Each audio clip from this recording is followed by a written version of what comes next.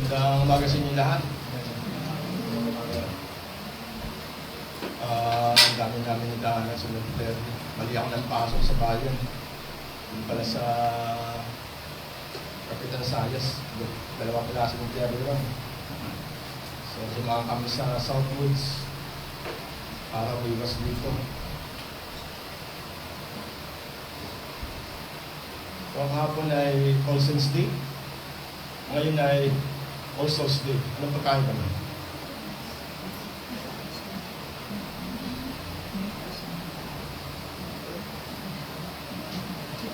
Parehas pang buhay yun? O parehas patay yun? All Saints Day. So, pag napunta tayo sa cemeteryo, marami tayo nakitang lapida. Mga medyo na merong RIP. Iba naman, SLN. Ano ibig sabihin? Hindi naman yun sa pagdideklara ng mga kongresista at mga senador yung SLN na nakalagay doon. Isa yung network, liabilities, statement. Statement of liabilities and network, by SLN. So sa Tagalog tayo, so walang nawa. Tapos yung rest in peace naman, laging ilalagay yan sa epitaph ng mga mahal natin sa buhay. And ang ibig sabihin pa niyan, pala niyan ay Latin phrase na requiescat in pace. So, nakataon na sa English ay rest in peace. It was a wishing o sa mga namatay na mahal natin sa buhay for their eternal rest. Other common epitaph na nakalagay sa mga lapida, gone but not forgotten. Iba naman, until we meet again. Meron ding in God's care. At meron ding asleep in Jesus. So, yun yung mga nilalagay nila. So, question lagi yung rest in peace. Pag-uusapan natin ngayon yung ating topic. Napunta si Kristo hindi para sa kapayapaan, kundi dahil sa tabak. So, paano ngayon yung mga namatay sa buhay? Applicable ba yun? Rest in peace.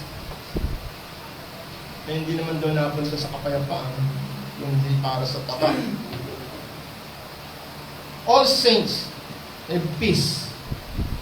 But are they really all saints? Do all have true peace? Meron nga bang tunay na kapayapaan ang lahat na namatay? At sila ba nga ba ay tinuturing na isang santo? Yan yung mga naiwang tanong sa atin. Lalo na yung ating pag-aaralan, merong naiwang tanong. Paano ba napunta si Jesus dito para sa kapayapaan? Bakit sa ating pag-aaral ngayon? Hindi ako napunta rito para sa kapayapaan, kundi para sa tabak. Ang tabak ay divisive punishment, division, pag-iwalay. Parang sinasabi ng pag-iwalayin yung mga damo sa palay o sa trigo. Yung mga isdang butete na sinasabi lagi ni Marcoleta, doon naman sa isdang mapapakinabangan. So, yung butete, binabalik sa lao. So, laging pinaghihiwalay yan, yung kambing sa tupa. Laging paghihiwalay. At alam ko sa ating pag-aaralan ngayon, lahat tayo ay tatamaan dito. Walang sisinuhin ng Lord dito, kaya nga ang sabi niya, sword. Sabi sa Hebrew, a double-edged sword. So, wala siyang sinisino. So muli, iniimbita ko kayong tumayo para sa ating pag-aaral. Not peace, but sword.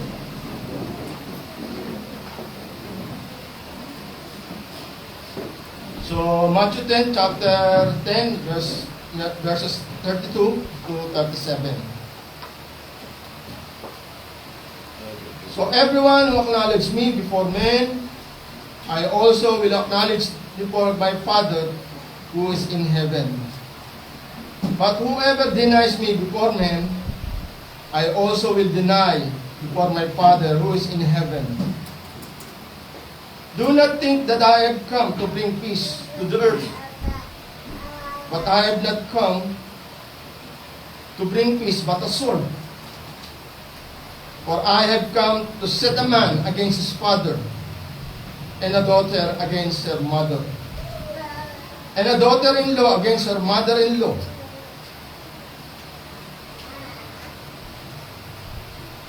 And a person's enemies will be those of his own household. Whoever loves father or mother more than me is not worthy of me. And whoever loves son or daughter more than me is not worthy of me. Tayo po muna natin. Dakilang Ama, kami po'y patuloy kapasalamat sa inyo sa pribileyo na ibinagay sa amin upang patuloy na masilayan ang iyong kalawalatian at patuloy na magliwanag ang mabuting balita na iniwan niyo sa amin patungkol sa inyong anak. Siya po ay napunta rito, namuhay at namatay para ganapin ang lahat ng iniwan niyo na requirements para sa kaligtasan ng inyong mga pinili. Tunay nga na hindi kami maliligtas dahil sa aming mabuting gawa. Dahil kami po lahat ay nasa ilalim ng sumpa. At wala sa amin misa na hindi nakagawa ng kasalanan, na hindi kinakailangan na magkaroon ng tagapagligtas para hindi kami mabulig sa puot ng inyong Ama, ng aming Ama. At tunay nga na naglubos ang kanyang puot sa mga kasalanan. Kaya tulungan niyo kami na patuloy maunawaan kung bakit kami nadako sa lugar na ito at bakit kami nagkakatipon-tipon upang makinig ng inyong salita ng inyong mabuting balita. Patuloy namin maunawaan ang kahalagaan ng araw na ito at patuloy din namin makita kung anong layunin ng bawat sa amin habang kami narito sa lupa. Patuloy po namin tinataas ang araw na ito sa inyo. Dalangin po namin ang Banal na Espiritu ang siyang patuloy na gumabay sa amin at magbigay ng liwanag sa aming isipan upang patuloy namin makita ang liwanag ng inyong salita at makita namin ang pagpapala na ito ay magkakaroon ng kalubusan sa buhay ng bawat sa amin sa pagsasapamuhay sa aming pananampalataya. Tunay na makilala namin nawa ang inyong bukong anak na lubos ng kanilalugdan sa buhay namin. Upang sa ganon, sa namang oras na kayo ay dumating, o sa namang oras na kami ay umarap sa inyo, matagpuan niyong batis sa amin na may Kristo sa aming mga puso, sa aming buhay, habang kami narito sa lupa. Ito po ay patuloy namin tinataas sa inyo ang araw na ito. Paabutan niyo bawat isa, nawa, na mabuti at tapat na naglilingkod lamang sa inyo. Ito ang aming samdalamin sa tayong pangalan ni Jesus. Amen.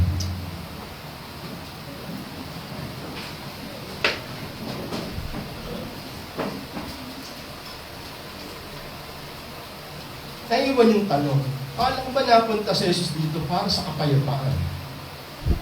Sabi sa Luke chapter 2 verse 14, Glory to God in the highest, and on earth, peace among those whom His favor rests. At sabi pa sa Isaiah, chapter 9, verses 6 to 7, Jesus is the Prince of Peace. Paano nangyari yun? Napunta si Jesus dito sa mundo para ipakilala ang kanyang Ama to the highest, sa mataas na pedestal, at magbigay ng kapayapaan. Even nga yung pag-alis niya sa harapan ng mga disipulo, binati niya nung magkaharap sila, peace be with you. Yun yung lagi yung bigkas sa dating malaking simbahan na pinanggalingan ng aming pamilya. Bawat katabi namin, peace be with you. Peace be with you. Eh may nakatabi kami, mga galing sa palengke, amoy isda, mga nagtitinda ng isda. So, siya naman dapat na mag-peace be with you. Peace be with you. So, yung nakasanayan natin, yun yung magbigay ng kapayapaan.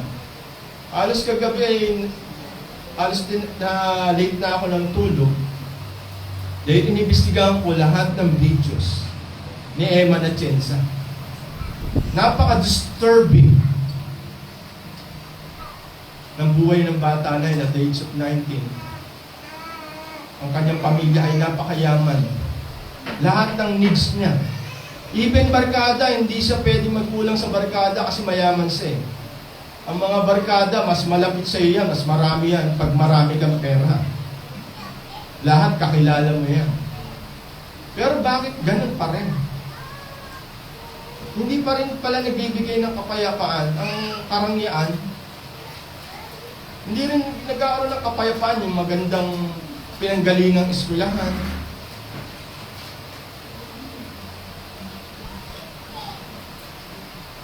Halos lahat tayo naghahanap eh.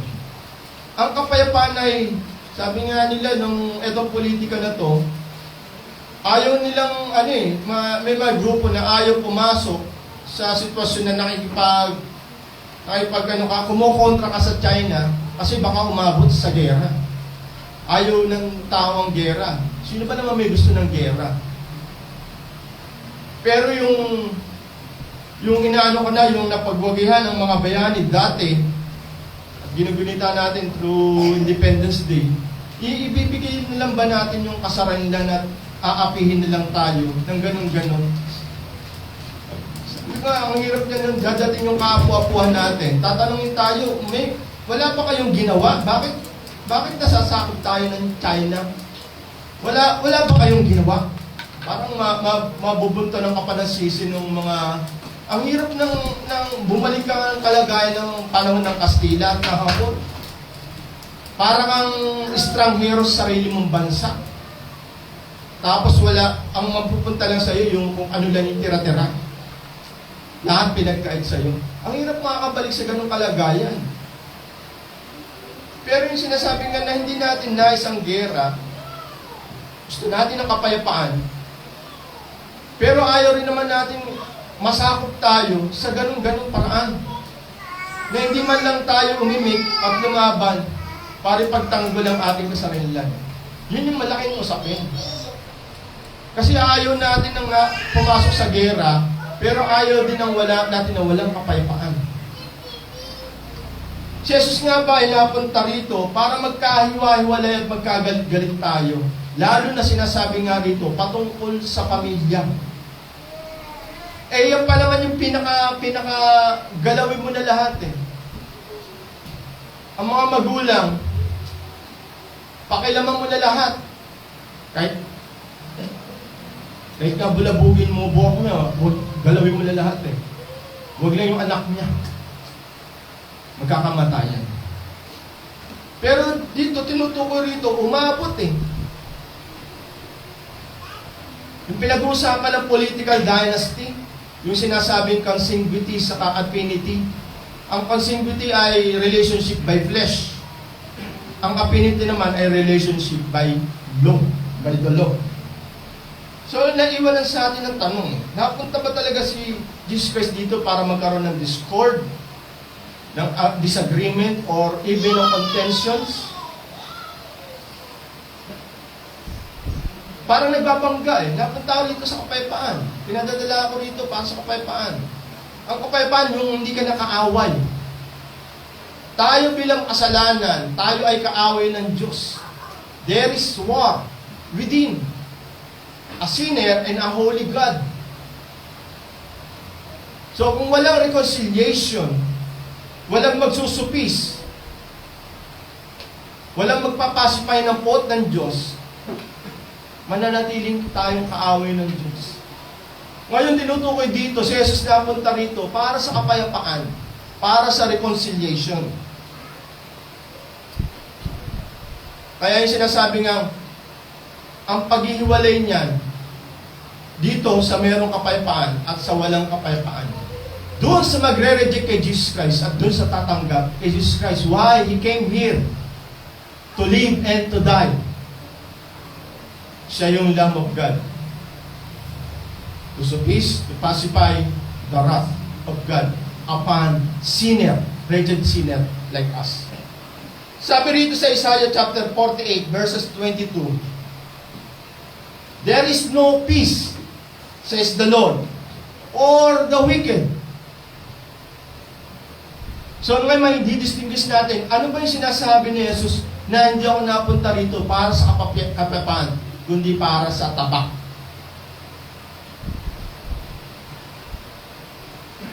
Ang sabi sa Isaiah 48 verse 22, there is no peace for the wicked. Kaya babalikan ko nga Ngayon magiging sensitive tayo. Yung mga mahal ba natin sa buhay na namatay, na wala sa piling ng ating Ama, hindi nakasumpong ng biyaya, okay ba nalagyan ng rest in peace? Or ang peace na tinutukoy ng mundo na to ay kaiba sa tinutukoy ni Jesus? Ang sabi ni Jesus, iba ang kayapaan na ibibigay ko sa inyo kesa ibibigay ng mundo na ito. Ang binibigay ng mundo na to, temporal peace. Nakabase siya sa material, sa external, temporal. Pero hindi siya nagre-rest, hindi siya nananatili, hindi rin siya eternal. Ang eternal na binibigay ng ating Ama through Jesus Christ. Reconciliation, hindi na tayo kaaway ng Diyos. Kaibigan tayo, hindi as tropa. Kaibigan tayo kasi meron ng reconciliation, hindi na tayo kaaway. Sabi si Jeremiah chapter 6 verse 14, they have held the one of my people lightly, saying, peace, peace, when there is no peace.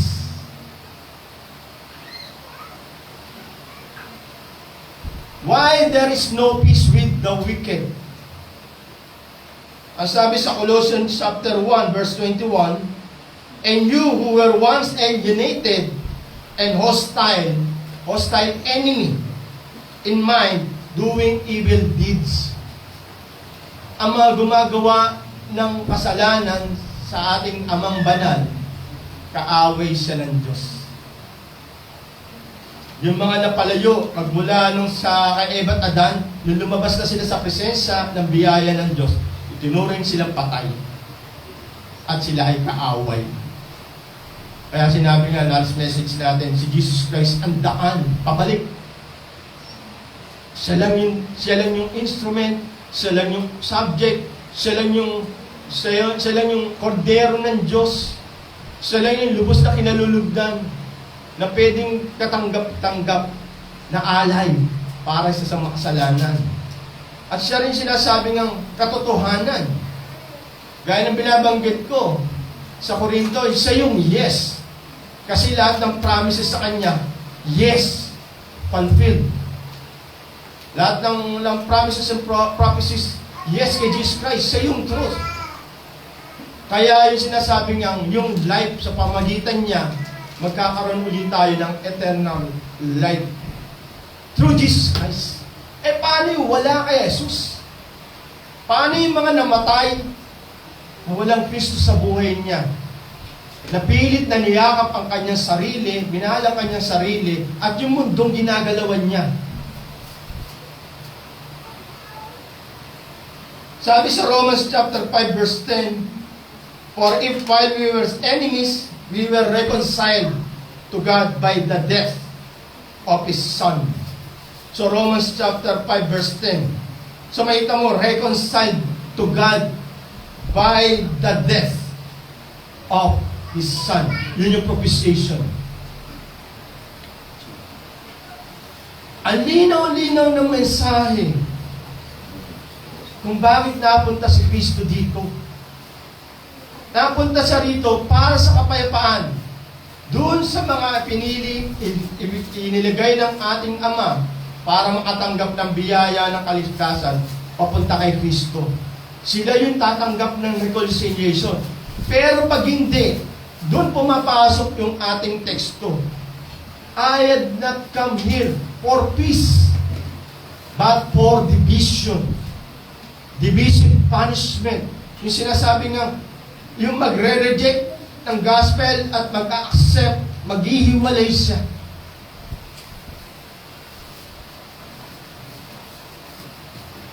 Reconciliation for the elect, but still, damnation for the wicked.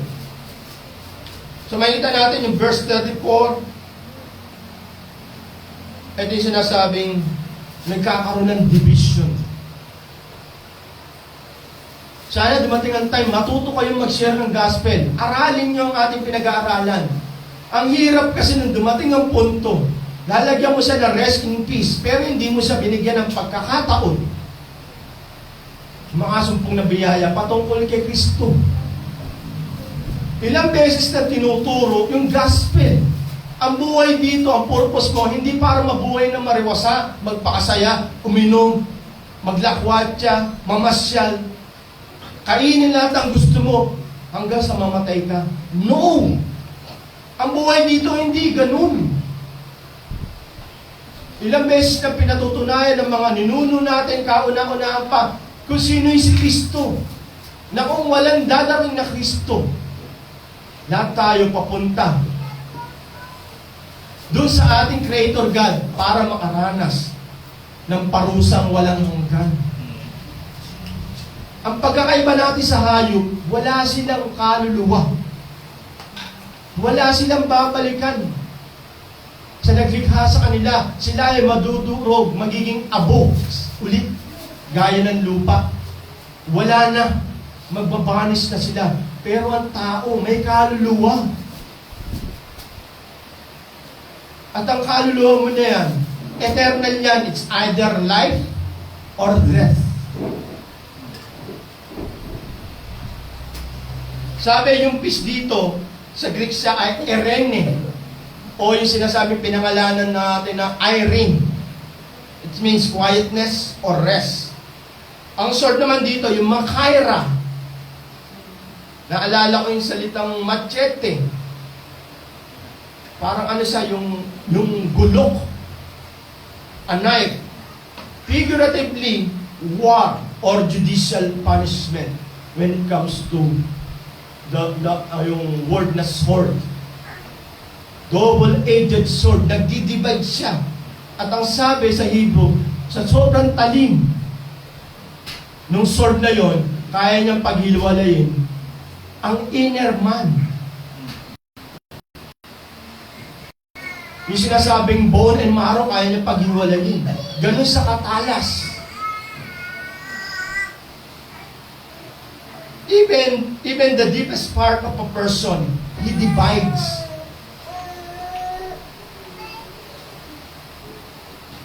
That's the power of God's Word. The power to penetrate the deepest parts of a person, discerning the intentions of the heart, and bringing spiritual judgment and transformation. Alam nyo, yung Word of God, siya yung opensa sa depensa. Huhubarang ka ng salita ng Diyos. Yung sinasabi mo, ikaw ay matuwid, hindi ka nakakapanlamang. Pag-aralan natin, dahil isang bagay na mabuting alam mo, na hindi mo ginagawa, sinasabi nga ni Pastor Dong, sino komisyon?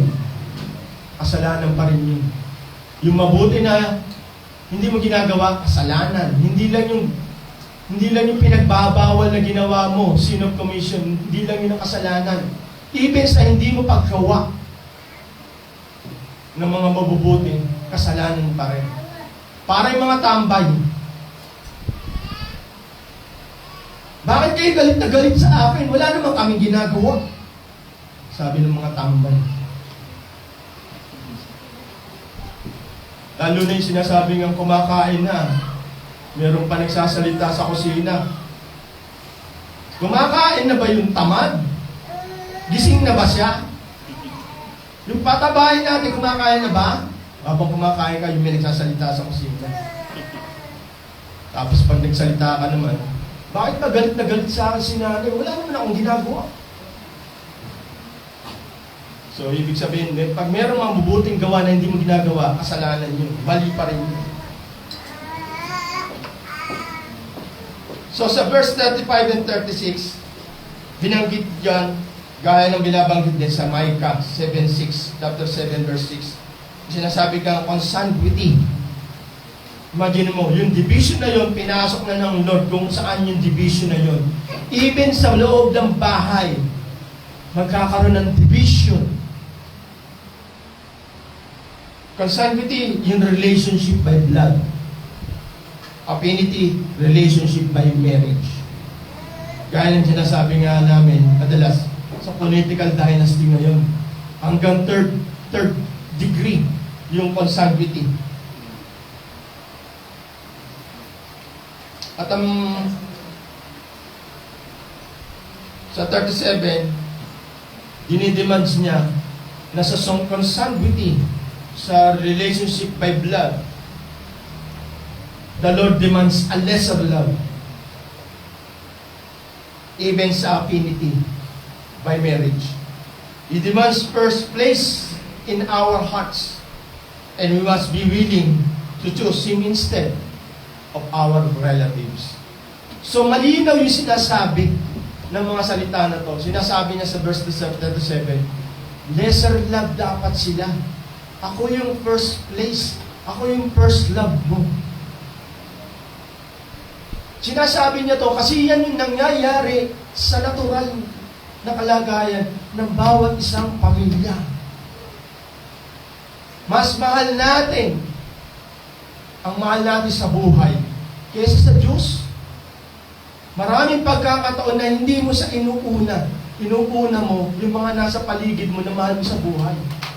Pero ang demand niya, there must be a lesser love on them. Relationship by flesh, relationship by marriage, by law.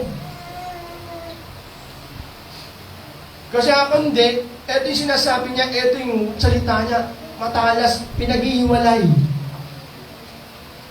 At sabi mo, kung tumatayo ka sa katotohanan at sila ay hindi, wala kayong pagkakasundo. Kaya nga even relationship, nire-require. Dapat in the faith of the same faith. Kasi there is war within.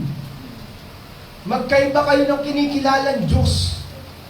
Magkaiba kayo ng pinapahalagahan.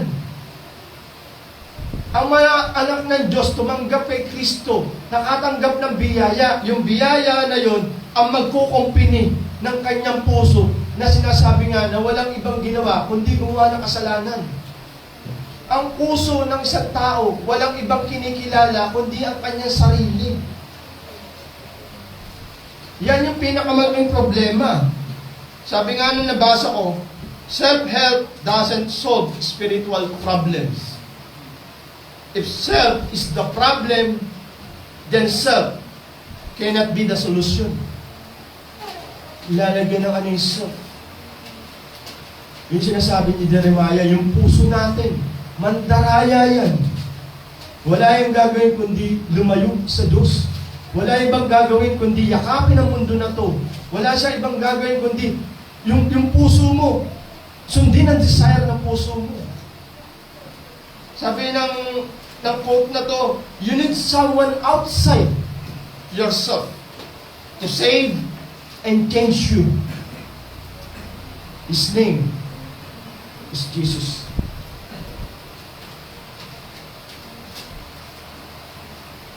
So, peace with God. Pero mayroong pagkakaiba.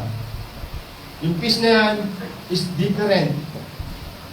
There is difference with God and with the world. Sabi ni John ng Lord sa John chapter 14 verse 27, peace I leave with you. Peace I give to you. Not as the world gives, do I give to you. Let not your hearts be troubled, neither let them be afraid. Magkaiba ang kapayapaan na ibinibigay ng mundo na to. Ang binibigay nito para mag-asawa. Pag maingay daw yung isa, bigyan mo ng isang bundle. Tahimik na yan. Totoo ba yun? Yung asawa na lagi mainit ang ulo, bukas bigyan mo ng mamahaling bag. Hermes. Masaya na yan. Mas lalo na pag binigyan mo yan ng paraiba rin. $1 million. Almost 18 lang ang kanyang salin, pero nagbigay ng almost 56 million sa kanyang asawa, paraiba rin. Bili mo, blue diamond. Ibinira lang meron mo. So, ibig sabihin, ang God-given peace ay eternal. From within. Sabi si Pablo, nasa dungeon na. Dahil sa kanyang pagpapahayag ng salita ng Diyos, hindi siya napigilan. Kaya ginulpi siya at kinulong. At sa kanyang pagkakulong, nakakadena pa ang kanyang paa at kamay sa dungeon, sa kulungan. Ang dungeon, hindi ka magiging ron. Biri mo yung lamig nun sa silong, tapos mamasama-masa pa, tapos yung paa mo nasa sahig. Ito, malapit ng Pasko. Pagdating sa Tagaytay, sa amin, sa Bohol, Lalaan, pag madaling araw, subukan mo magtapak sa sahig ng banyo at maligo ka, para ka nakatungtong sa yelo. Ganun naranasan ni Pablo, pero nakaawit pa siya ng papuri sa Diyos. And that's peace. Inner peace. Yun po ay spiritual. Pero yung word given na peace, siya po ay temporal, external, from without. Galing po siya sa material, sa mundo na to. Kaya siya temporal.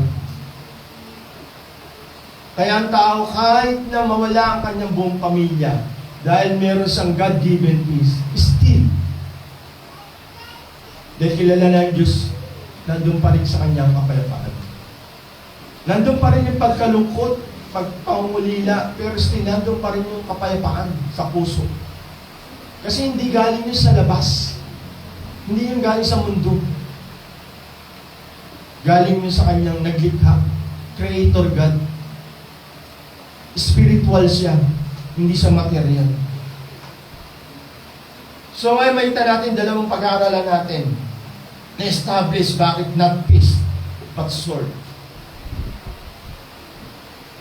Unang punto, true peace is present and comes from an active assertion of our relationship with God. True peace is present and comes from an active assertion of our relationship with God. At ang pangalawa, truth divides family ties, and there is no peace to those not yet in Christ. Kaya yung sinasabing God-given sa word-given, magkaiba po na kapayapaan nyo. Yan yung sinasabing paghihiwalay, division. Ngayon, tingnan natin yung unang punto. True peace is present and comes from an active assertion of our relationship with God. Bakit present? Dahil sa pananampalataya. At ang pananampalataya na yun, tinutukoy na yun, yung pagkilala kay Jesus at pagtanggap ng mabuting balita. Yung sinasabi niyang, ang masamang balita, ikaw ay makasalanan at wala kang lugar sa paraiso ng Diyos. Ikaw ay nararapat doon sa lugar na likha ng Diyos para sa mga makasalanan sa impyerno. Because of our forefather, Eva at Adan, sin, we are all bound to hell. But because of Jesus Christ, yung mga tumanggap kay Kristo na nampalataya at namuhay ayon sa salita ng Diyos, sila po ay mayroong tunay na kapayapaan. At ito ay nanggagaling. Yung sinasabi nga, yung salitang, kung sino man ang kumikilala sa akin, kikilalanin ko rin naman sila sa harapan ng aking Ama. Pero kung sino man ang tumatanggi sa akin at pinagkakaila ko, ganun din ang gagawin sa kanila, sa harapan ng aking Ama. So makita mo, yung true peace, dun lamang sa may pananampalataya, pananampalataya kay Kristo, sa tumanggap ng mabuting balita, at sinasabi nga yung aktibong pagpapahayag. Hindi sinasabi nga na ikaw ay Christian, parang ang isang ostrich na nakatusok ang ulo sa lupa. Hindi mo ma-distinguish yun na siya, Christian pala to. 2 taon na tayo kasama sa trabaho. Parang hindi ko napansin. Parang hindi ko man lang nakita yung kakaiba sa'yo. Christian ka pala. Yung ate ko Christian, pero ba't di kayo magkahawig? Yung sinasabi nga na ang tunay na pananampalataya dun sa aktibong pagpupumilit, pagpupursige, at pagpapakita na siya ay mayroong pananampalataya, relasyon sa Diyos. Meron siyang relasyon sa Diyos. Namumuhay siya ayon sa salita ng Diyos. Yung sinasabing magkakaroon ng division. Even yung loved ones mo. Ang sabi, yung nanay sa anak. Yung tatay sa anak.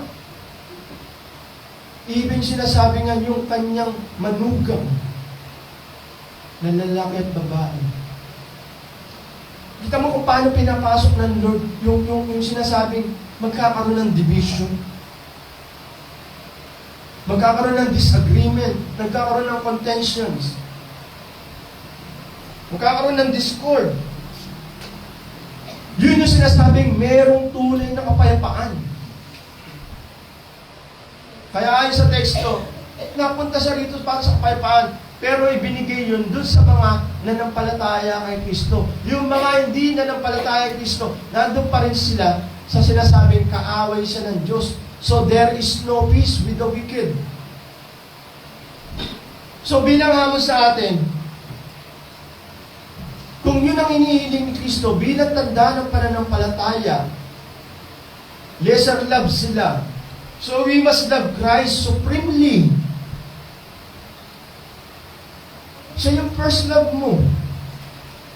Pag nagkaroon ng pagpili sa mahal mo sa buhay, when it comes to sinasabi ng eto yung pinagagawa sa'yo, sino pipiliin mo? Sino ang mas mamahalin mo? Ang sabi, love your God with all your heart, with all your soul, with all your strength, with all your mind, 100%, all, whole, hindi partial. Dapat natin mahalin ng lubos si Kristo nang higit sa lahat.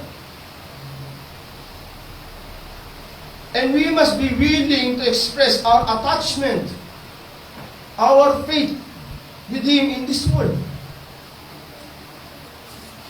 Hindi yung pagdating ng time na hinihingi na yung sinasabing pagpakilala mo sa Kanya, nakukompromisa na. Yung pinanggalingang verse dito sa ibabaw, kasabi, wala kang dapat katakutan. Yung pinag-aralan natin, fear with God. Pero sa pagdating sa tao, have no fear. No fear. Bakit? Kaya patayin niyan, katawan mo eh. Pero ang Diyos kayang dali ng kaluluwa mo sa impyerno, kayang ibulid. Gaya pinag-aralan natin nakaraan, pag may takot ka sa Diyos, wala ka ng takot sa lahat. Supreme God yun eh. A sovereign God. Pero pag wala kang takot sa Diyos, pag may takot, wala kang takot sa Diyos, wala kang takot, may takot ka sa lahat. So have no fear, sabi nung pinanggalingang previous verse. Kaya binabanggit dito, willing tayo na express, ipahayag ang ating relasyon sa ating Diyos sa harapan ng mundo na to. And that's faith. Don't deny Him. Kita mo, napaka-talim ng pinag-uusapan natin ngayon. It's relationship. Paano nakita yung pananampalataya kay Abraham? Kaya niya ibigay ang kanyang kaisa-isang anak na ang tagal nilang hinintay ng kanyang asawa. Dahil niliniling bilang kordero si Isaac. Alam niyo, kahit si Isaac nakakaintindi na that time.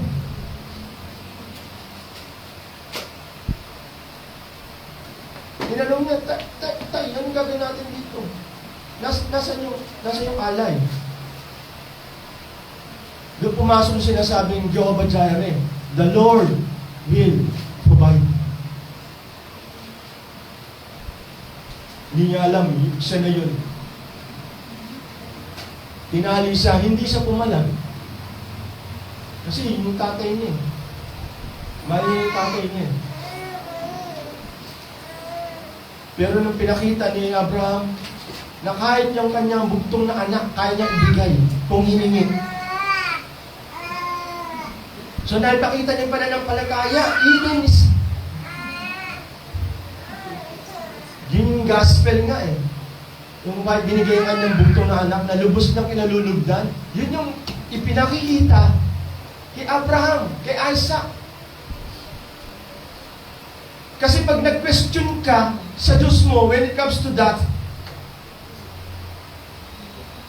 kini-question yung ang kanyang sovereignty. Sini-question niyo yung ginagawa niyo. Tama ba itong ginagawa mo? Tama ba itong ginagawa mo na aalis lahat ng lugar, binabaha? Pagkatapos ng baha, nilindol. Mga ilang araw lang, ilang linggo lang, nilindol na naman. Tama ba to? Hindi pa kami nakakabangon. Nasunog naman. Nasunugan naman kami. Tama ba to? Tapos magkakaroon pa ng gera. Papasok na yung question. Sovereign God ba yan? Alam niyo ba yung ginagawa niya? Bakit kami lumalaban ng parehas? Pero naghihirap pa rin. Eto mga korap na to, ang yayabang pa kung saan pumupunta. Ang yayabang pa kung ano yung mga pamahalin nilang bag, relo. May helicopter, mayroong plano. Ang yayabang pa. Pero hindi naman pumaparehas. Tatanungin mo ang Diyos, tama ba to? Lumalabang kami ng parehas, wala kaming ginagawa. Pero bakit sila ang maluwasa? Bakit sila napakayaman na? Yung malaking tanong sa atin. Ang mabigat yan, pag nagtatanong ka na ng ganon, hindi mo kilala ang Diyos mo. Sabi ni Pablo sa Romans, all things works for good for those who love God. All things. Even yung nangyari kay Pablo, in-consider niya, all things works for good. Even kay Joseph, sinabi ni Joseph, yung ginawa niyo sa akin, yan ang plano ng Diyos para sa kabutihan natin. Kilala niya yung Diyos niya eh. Hindi ba na dapat gawin to para questionin mo yung nangyayari sa buhay mo? Hindi niya ba alam ang ginagawa niya? Yung kaibigan ko, 2 months lang yung bata, kinuha na sa kanya. Hindi niya pa na-enjoy.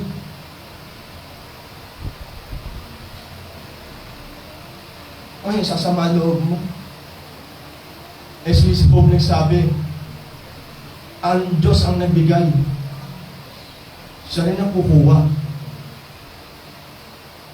Purihin ang pangalan ng Diyos.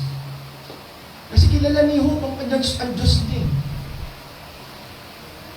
A true follower must prioritize Christ above all family ties. Those who put family first or self or sin or money or anything else cannot be his true follower. Sabi sa Luke chapter 14 verse 33, cannot be a true follower.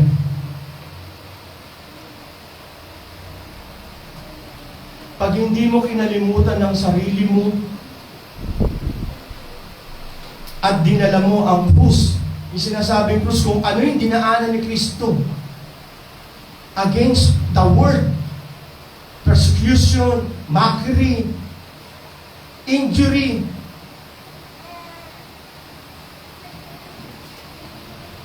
at ang sabi, hindi ka makakasunod sa akin. So, ganun dapat sa atin. We must have active assertion of our faith. Hindi lang yung sa panahon na kung saan. Hindi sa inihiling. Dapat yung panahon na inihiling lalo. Mas dating ipinapahayag yung ating pananampalataya. Dahil daw doon nakikita ang tunay na kapayapaan. Sabi ni sa mga ngaral, pag hindi mo gustong manalangin, dapat yun ang oras na mas lalo kang dapat manalangin. Yung ayaw mong magbasa ng salita ng Diyos, wala kang gana, yun daw ang oras na dapat magbasa ng salita ng Diyos. Kasi ididipay mo yung sarili mo. Active assertion. You must deny yourself. Pangalawa, ayon sa verses 35 and 37, truth divides family ties, and there is no peace to those not yet in Christ. So, ang point na natin, peace is absent for those who love Himself. His families and loved ones more than Jesus Christ. There is no peace. Kasi hanggang ngayon, hindi mo natatanggap yung reconciliation through Jesus Christ's death, yung propitiation. Still, enmity pa rin. Kaaway ka pa rin ng Diyos. Hostile ka pa rin. Dahil ang Diyos ay banal at namumumisa sa kasalanan. Kung ikaw yung kasalanan, there is no peace with the wicked. Sabi sa 1 John chapter 2 verse 15 to 17, tinuturo niya na ang pag-ibig sa mundo at ang pag-ibig sa Diyos, hindi mo pwedeng parehas na mahalin mo.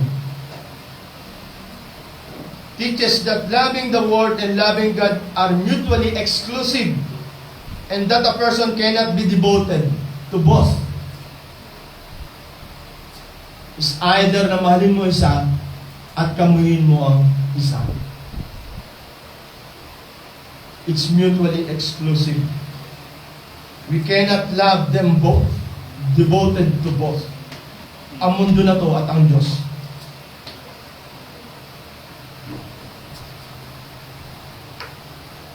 So there's yung sinasabi nga, merong pagpili. You must choose peace, word given, it's eternal, external, so it's temporal, it's from without. Kung ano yung iniaalok ng mundo na to, gaya ng pag-aalok ni Satanas kay Jesus, ibibigay niya lahat ng kayamanan na meron ng mundo na to.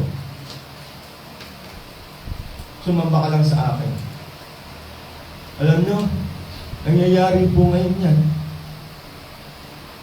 Sinasanla na talaga yung kaluluwa. Kay Satanas. Magayin niya lang yung mundo lang. Ano ba yung verse na yun? What shall profit a man if he gains the whole world and loses his soul? Maraming nangyayari ngayon yan. Basta lang kagiliwan siya ng mundo na to. Basta maging sikat lang siya. Basta tinitingala siya. Basta lamang siya sa lahat. Wala siyang need. Di bali na. Ibalik ang talikuran ng Diyos at mali ng mundo na to. Pero sinasabi, mag-gain mo man ang mundo na to, ano magiging profit mo? Wala. Ang kaluluwa mo mapupunta sa impyerno. So yung dalawang pagkakaiba, yung sa kanya, sa point 1, yun yung true peace. Doon sa mga nanampalataya kay Kristo, doon sa mayroong active assertion, yung nagpapakita, nagpapahayag, inilalaban ng pananampalataya, hindi kino-compromise. There is true peace in them. But to those who reject the gospel, to those who do not receive Jesus Christ, peace is absent to those who love Himself. To those who love His families. To those who love His loved ones more than Jesus Christ. There is no peace with the wicked. So ngayon, hamon sa atin, yung magkaiba, kung bakit nakahati. Even your loved ones, close family ties, magkakasama kayo ngayon, dadating ang time, magkakahiwalay kayo. It's either death or life. Pero ngayon, bilang tsansa, habang nabubuhay pa, ang linaw po ng gospel, bakit hindi natin ma-share sa kanila? Napuyat ako papanood ng videos ni Eman Atienza. Disturb ang soul ng bata. Bakit? Kasi pinanonood niya ang mundo. Pag may problema siya, ipopost niya sa media, social network. Hindi naman psychology sa mundo. Hindi naman psychiatrist yun. Hindi naman consultant yun. Yung sinasabing magre-resolve ng problema mo, ibabas ka pa nga nun. Subukan yung mag-comment. Mas marami ang baser kesa magre-recognize or mag-acknowledge ng comments mo. May problema ka, imbis na ilapit mo sa Diyos, dinadala mo sa mundo, wala kang kapayapaan sa piling ng mundo na to. So we must be diligent to present gospel to our loved ones as long as they live. Kasi after death, judgment. Wala na yun. Lalagyan mo ng lapida, rest in peace. Wala nang rest in peace doon. There is no peace with the wicked. Sumalangit nawa? No, it's tradition. Mali yung tradition natin. Hindi mo pupunta sa langit yun kung walang Kristo. Si Kristo lang ang daan. Sila ang katuparan ng kordero. At si Kristo lang ang pwedeng magbigay ng eternal life. Hindi na sumalangit nawa. Isang malaking kalokohan yun. Huwag mong lokohin ang sarili mo. Walang peace sa mahal mo sa buhay na hindi umabot sa biyaya patungkol kay Kristo. Walang kapayapaan doon. Kapasalamat nga ako, nakarating ako sa San Miguel. May nakapag-share sa akin ng gospel. Kaya hindi ko makalimutan ang pangalan niya eh. Gilmore Leachon. He shared the gospel to me. At sa pamagitan ng Galatians na yon, nabuksan ang mata ko sa mundo na to. Wala akong inambang ginawa dati kundi magpasikat sa barkada. Wala akong ginawa kundi makisama kahit sa anong kasamaan, bisyo, makipag-away, makipagbardagulan. Yun yung trending sa mundo eh. Doon kami sikat. Nagkaroon ako ng trabaho, mambabae. Yun ang hinahanap ng mundo, yun ang hinahanap ng laman eh. Barkada.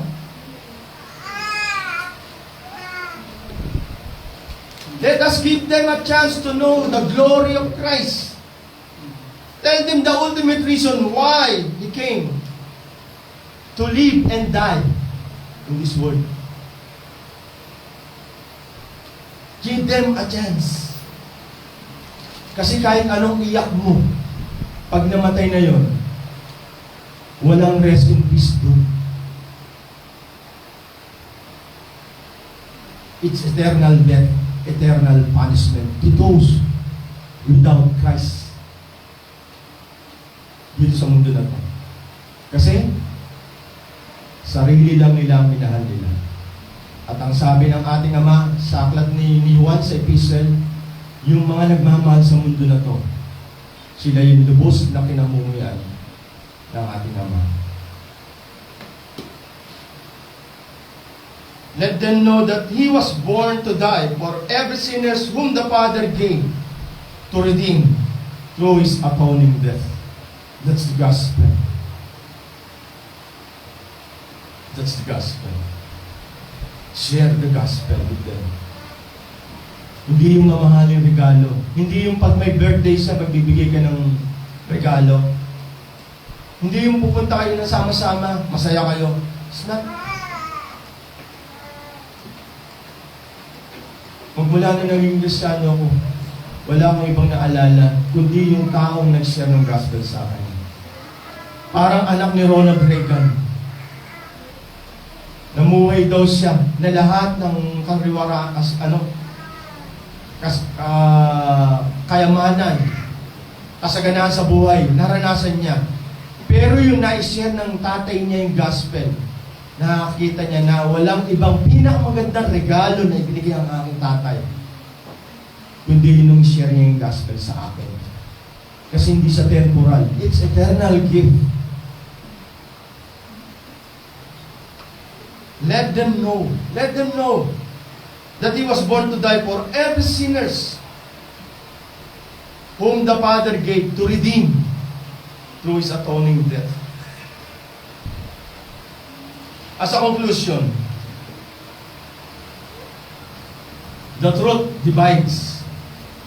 The gospel divides. Jesus Christ divides. Jesus can cause division between those who accept and to those who reject the truth. His gospel is confrontational. Kasi yun yung truth. Masakit yan. Makasalanan ka. Masakit yan. Pero lahat ng masakit sa una, after nyan, comfort na mararanasan mo. Yung bakuna, masakit yan. Pero after that, may assurance ka na. May bakuna ka na eh. His gospel is confrontational and can causes rift between the closest or intimate relationship the world would ever have. The division occurs because His message of truth can separate those who believe from those who do not. This can be a difficult and painful process, even within a families, but it is the consequence of holding to the truth. Sa paghawak natin ng katotohanan, magkakaroon talaga ng division, even with our closest family. Bakit? Sinabi na ni Pablo sa Korinto, paano magkakaroon ng pagkakasundo ang mga tagasunod ni Kristo at tagasunod ni Baal? Paano magkakaroon ng pagkakasundo ang parang langis sa tubig, dagat sa tabang? Ano ang pagkakasundo meron doon? Sabi ni John MacArthur sa Hard to Believe, The High Cost and Infinite Value of Following Jesus, ang sabi niya, the truth divides people. The more fundamental the truth, the deeper and wider the division. The goal of Christian preaching, the goal of presenting the gospel, the goal of the church is not just to open the door so wide that we can suck everybody in and make them feel comfortable. The goal is to preach the truth to as many people as possible so that we can sort out the truth from the false. Yung hard to believe kasi, panahon niya ng mga emergent churches, yung mega churches, yung sinasabi ng open wide, yung commercialism, Yung sinasabi kung ano yung ano niya, kung ano yung need nila, ibibigay mo sa kanila. Para ka nagtitinda ng isang produkto. Pag nagbebenta ka, sasabihin mo ba yung mga negative? No! Hindi ka magsasalita kasi re-reject yung paninda mo. Ang sasabihin mo lahat ng bagay. Insurance, sasabihin mo lahat. Pag magbebenta ka ng produkto, lahat para bumili siya. Ganun yung churches na tinutukoy ni John MacArthur dito sa Hard to Believe niya. Yung halos gusto mong pumasok lahat. At yung sinasabi, yung panatutungkulan ni John MacArthur na yun, yung sinasabi ni Kristo na malapad ang daan at malapad ang pinto sa kapamakan at doon pumupunta yung karamihan. Pero ang daan papunta kay Kristo, makitid, maliit ang pinto, at iilan lang ang pumapasok doon. So makita mo, mega churches, pinag-usapan ba kasalanan doon? Pinag-usapan ba doon yung, bakit naka-cross-dress ka? Lalaki ka, ba't babae ka? Hindi sasabihin yun. Kasi ma-open yun. The goal is to preach the truth to as many people as possible so that we can sort out the true from the false. Mas mabuti na yun. Basta sinabi mo yung totoo, sinabi mo yung gospel, sinabi mo yung katotohanan, i-reject man ang mahal mo sa buhay, malinis na ang konsensya mo. Kahit mamatay siya na walang Kristo. Kasi sa kabilang buhay, maaalala niya na mayroon nag-share ng gospel sa kanya, pero ni-reject niya. Hindi pala yung buhay ko ang buhay na tinutukoy. Ang buhay pala na tinutukoy dito sa kabilang buhay, after ng aking kamatayan, yung pala ang tunay na buhay. Is either eternal death or eternal life. So, is-assure natin na may share natin ng gospel sa mahal natin sa buhay. It's either na magkaroon ng pag-iwalay. Tumitingkad lang yung pananampalataya mga Kristo. Tumitingkad lang yung katotohanan. Yung sinasabi nga yung sword ng katotohanan na maghihiwalay sa inyo. Maghihiwalay sa tunay at sa hipokrito.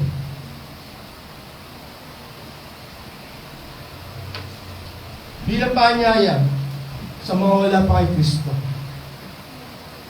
Christ came to live and to die to suffice the requirements of the law.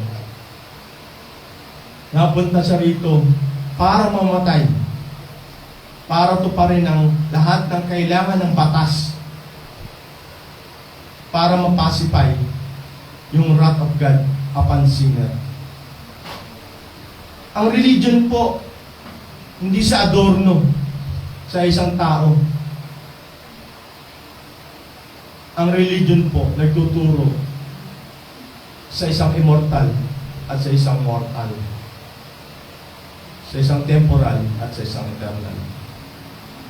Pagpapakita lang, nadadating ang time, maglalaho ka, mamamatay ka, at ang Diyos, walang hanggan ang buhay. At doon na lang, sa piling lang ng Diyos, ang magkakaroon ng buhay na walang hanggan. At yung sinasabi nga, kung wala si Kristo, walang magpapacify ng wrath of God toward us, a wretched sinner. The power of the cross move us from death to life. Sabi ng 1 Corinthians 1:18, for the word of the cross is folly to those who are perishing, but to us who are being saved, it is the power of God. Sana maging bearer ka ng gospel upon your loved ones, upon your families, upon your relatives. Kung wala kang parigalo ng paraiba, hindi may kukumpara yan sa gospel. Ang paraiba hanggang dito lang yun. Ang gospel hanggang eternity. Hindi mo kailangan ng paraiba rin para magregalo sa isang tao para maging masaya. Gospel is enough. So ang ating response in the power of the cross, sinulat siya ni Stuart Townsend and Cape Jetty. Ang sabi sa third stanza, "O to see my name written in the wounds, for through your suffering I am free. Death is crushed to death, life is mine to live. Won through your selfless love. This is the power of the cross. Son of God, slain for us. What a love, what a cause. We stand forgiven at the cross." So tayo pong manalangin. Pakilang Ama, kami po'y patuloy papasalamat sa inyo sa araw na ito, na minabuti nyo na maunawaan namin ang tunay na kahulugan ng buhay. Marami po kaming nadaanan, mga araw.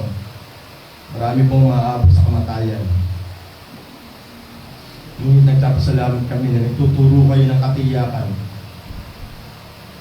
sa buhay ng oras na kamatayan. At ito po ay sa pamagitan ng libog ng namin. Ay binigay niyo sa amin upang tuparin ang lahat ng kailangan ng batas para mabayaran ang aming kasalanan at mawala ang pot niyo sa bawat sa amin at magkaroon kami ng buhay na walang hanggan. Ialabos po kami ng papasalamat na kami nakatulad ng ilan sa amin na sinuko ang aming buhay at nanampalataya sa inyong bukunan at hawak-hawak namin ang kapayapaan at katiyakan ng buhay na ito hanggang sa inaarap. Ialabos po kami ng papasalamat sa pagkakataon na ito. Naway pagpalain yung bawat sa amin at patuloy po namin dinadalangin ang mga kasama namin sa aming iglesia, sa aming pamilya. Nawa, sila rin po ay makasumpong ng biyaya mula sa inyo. Makarinig nawa sa kanila ang mabuting balita at katulad ko dati, magliwanag ito sa aming puso, sa aming mga tenga, sa aming mga mata, sa araw na yun. At ito po ay patuloy na dinadalangin sa inyo. Maabutan niyo nawa para sa amin na mabuti at tapat na nagbibigod lang namin sa inyo. Pang aming samtalamin sa tayong mga Jesus. Amen.